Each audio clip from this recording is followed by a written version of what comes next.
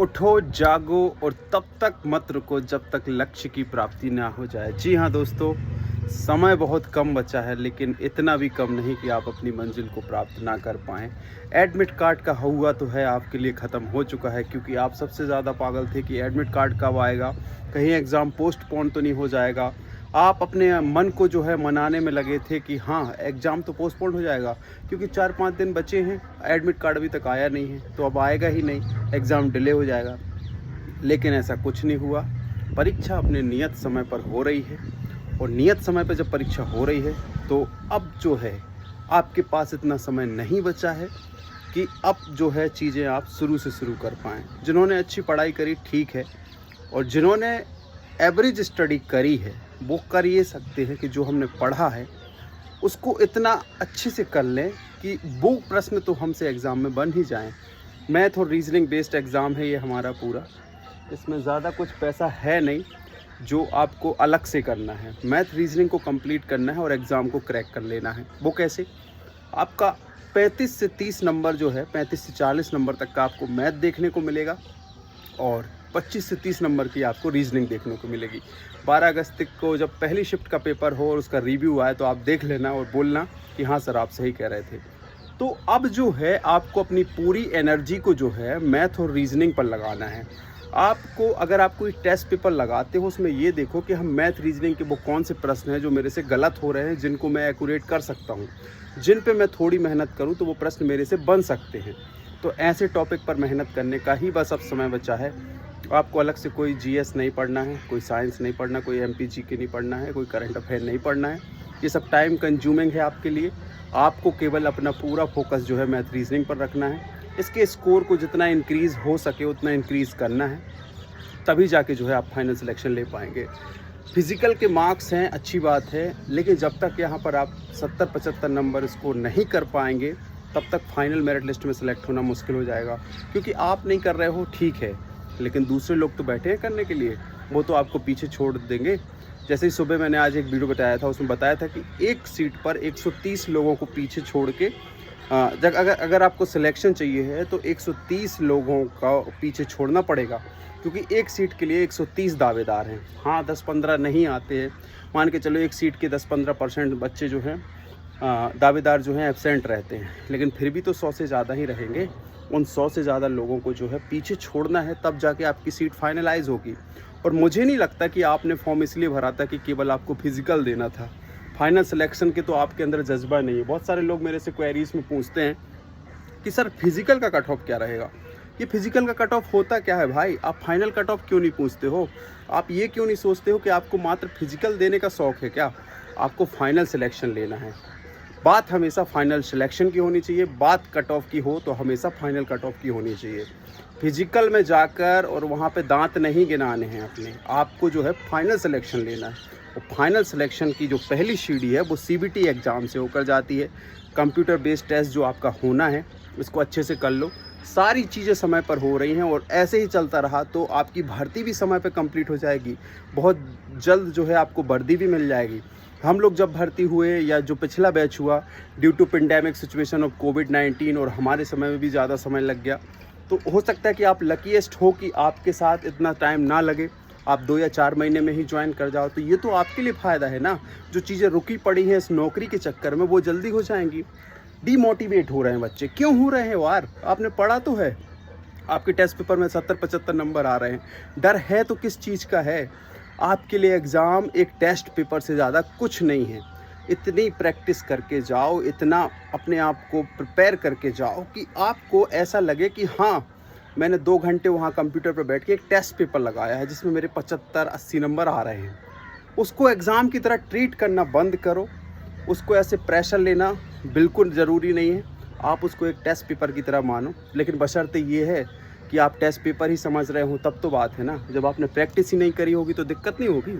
इसलिए बचा हुआ समय, जिनको 20-25 दिन मिल गए हैं अच्छी बात है, जिनको 1 महीना मिल गया बहुत अच्छी बात है, लेकिन जिनको समय मिल गया है तो एक बात याद रखना, शुरू की शिफ्ट में पेपर ठीक ठाक आता है।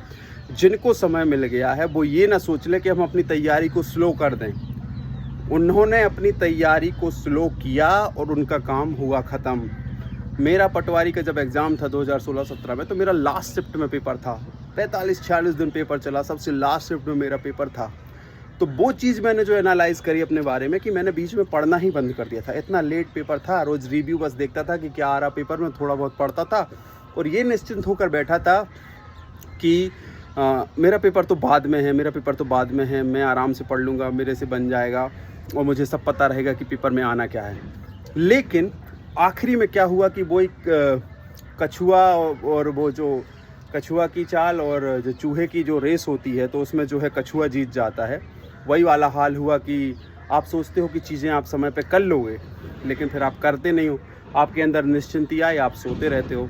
तो ज़्यादा समय मिलने का आपके लिए डिसएडवांटेज ना हो जाए, इस चीज़ का ध्यान रखना, क्योंकि वो लोग कमर कसे हुए हैं जिनका 12, 13, 14, 15 को पेपर है, वो लोग कमर कसे हुए हैं और वो फोड़ के आएंगे। ऐसा तो है नहीं कि 12, 13, 14, 15 को जिनका एग्ज़ाम होने वाला है उनमें से किसी का कोई का सिलेक्शन ही ना हो, ऐसा तो होता नहीं है। और नॉर्मलाइजेशन को भूल मत जाना।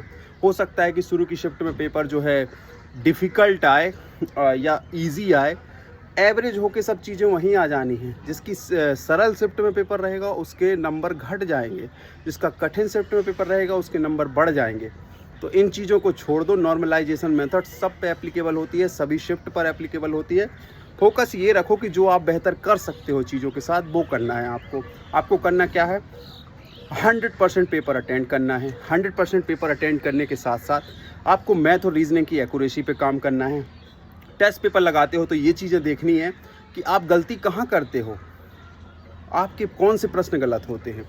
तो अगर आप ये देखना सीख जाओगे ना, उसका एनालिसिस करना सीख जाओगे, तो वो चीज़ें फिक्स होना स्टार्ट हो जाएंगी। मैं हमेशा बच्चों से कहता हूँ, कॉल आते हैं मेरे पास, मैं बताता हूँ सर, वो बोलते हैं कि सर मैथ रीजनिंग का स्कोर इंक्रीज़ नहीं हो रहा, क्या करें हम बोलते हैं आप लगा रहे हो टेस्ट पेपर, आप 70 क्वेश्चन अटेंड कर रहे हो मैथ रीजनिंग के मिला के, आप एनालिसिस क्यों नहीं करते हो कि आपने प्रश्न गलत किए कौन से हैं, कौन से प्रश्न आपने गलत किए हैं, कौन सी मेथड आपसे नहीं आती है कि जिसकी वजह से वो पार्टिकुलर प्रश्न आपसे नहीं बना।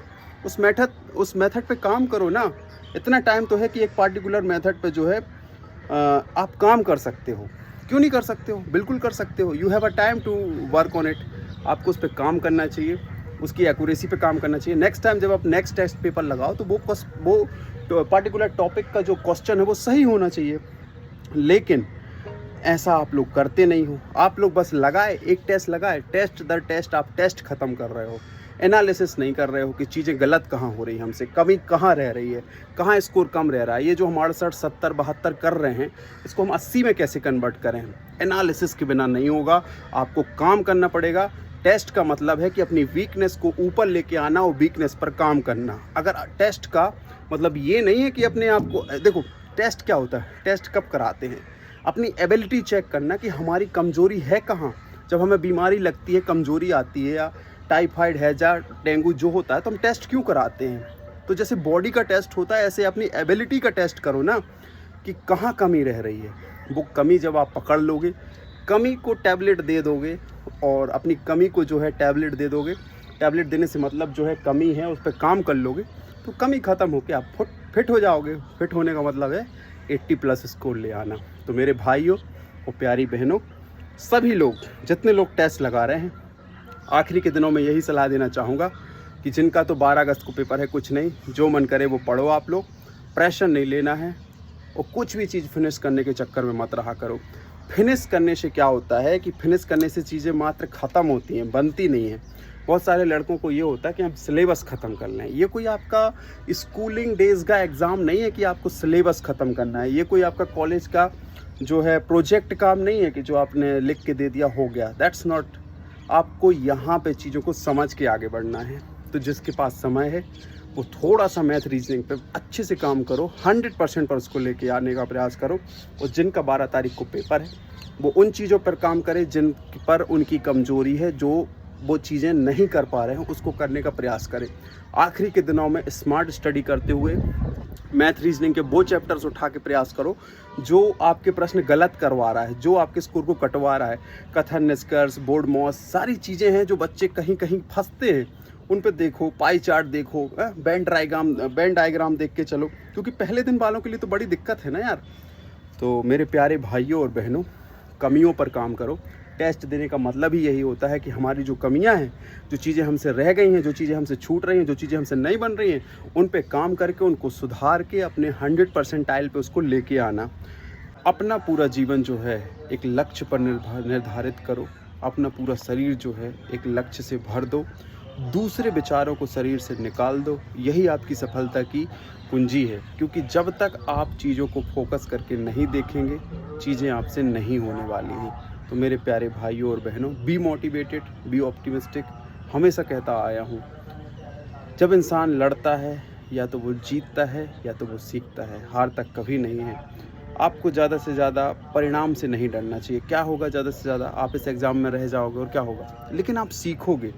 लेकिन आप पहले से ही डरे रहोगे, सच्चे मन से तैयारी नहीं करोगे और अपना 100% तब तक आप नहीं दोगे, तब तक आपको संतुष्टि नहीं मिलेगी। आपको लगता रहेगा कि यार ये चीज़ मैं कर सकता था, मैंने नहीं की।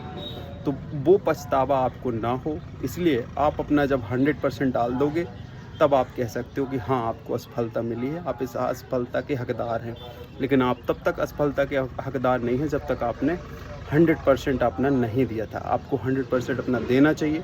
100% देने के बाद जो होता है वो कर्म करो, फल की चिंता मत करो। श्री कृष्ण जी ने गीता में कहा है, लेकिन ये तब कहा है जब आपने कर्म पूरे मन से किया हो। आप तो कर्म ही पूरे मन से नहीं करते हो और बोलते हो कि फल की चिंता ना करो। ऐसे थोड़ी होता है। तो थोड़ा सा मेहनत करो आप लोग, और सकारात्मक रहना है। किसी भी प्रकार की नकारात्मक नहीं आनी चाहिए अपने जीवन में और अपने माइंड में। इन एग्ज़ाम के दिनों में बहुत कठिन परिस्थिति है आपके लिए, लेकिन आप इस सबसे ऊपर जाएंगे, सफलता को प्राप्त करेंगे, क्योंकि आप जैसे, हम जैसे ही आम आदमी ही इस एग्ज़ाम को क्रैक करेंगे। वीडियो अच्छा लगा हो तो लाइक, शेयर, कमेंट, सब्सक्राइब ज़रूर करें। बी मोटिवेटेड, ये सब आपका उत्साहवर्धन के लिए वीडियो था, इसलिए आप लोगों का प्यार बना रहे। हम आपका बीच बीच में उत्साहवर्धन करते रहेंगे। जय हिंद, जय भारत।